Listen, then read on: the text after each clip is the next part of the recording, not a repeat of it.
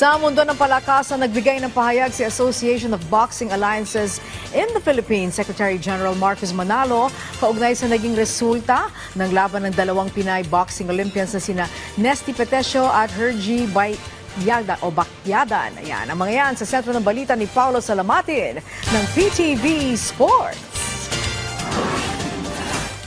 Hindi kumbinsido ang Association of Boxing Alliances in the Philippines o ABAP na deserve ng kanilang dalawang inaasahang gold medal prospect ng bansa na sina Nesty Petesio at Hergy Bakyadan ang pagkatalo sa kanilang mga semifinals match ng 33rd Southeast Asian Games sa Bangkok, Thailand. Ayon kay ABAP Secretary General Marcos Manalo, may problema sa integridad sa pagre-referee at judging sa torneo at balak nang ipaalam ito sa mga organizers ng Thailand SEA Games. Nagbulsa ng bronze medal si Petesio sa women's light welterweight division matapos matalo sa Indonesian opponent na si Hassana Huswatun sa kanilang semifinal bout kamakailan. Bago ito, nakontento rin sa bronze si Hergy Bakyadan sa women's light middleweight class matapos matalo sa Tibet na si Bison Manicon sa isang nakakagulat na split decision.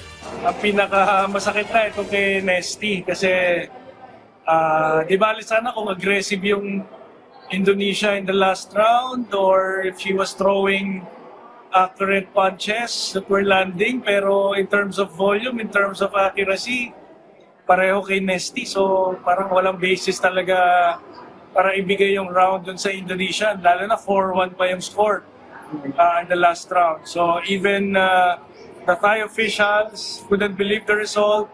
Bagamat hindi na ito bago sa boxing, iginit ni Manalo na sana'y manaig pa rin ang pagiging patas at kaayusan pagdating sa officiating at judging, lalo na sa mga ganitong klaseng major sporting event. Hindi naman bago ito sa boxing, unfortunately.